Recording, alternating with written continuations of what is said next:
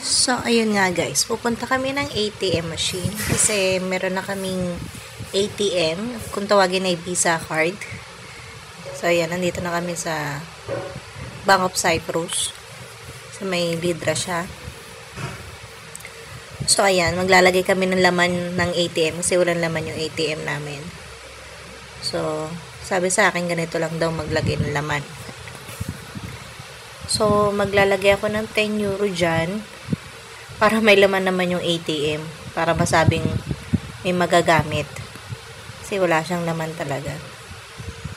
Mga oras na yun, nakalimutan ko pa yung password niyan. So, ayan. Naantay na lang ako dyan. Tapos, inayos ko na. Tapos, sabi ko sa asawa ko, tignan niya to. Ayan, deposit cash. Pwede ka maglagay ka ng pera. Hindi katulad sa Pilipinas, alam ko walang ganito na ikaw maglalagay ng pera sa ATM mo through ATM machine. Pero sa Cyprus ganito siya.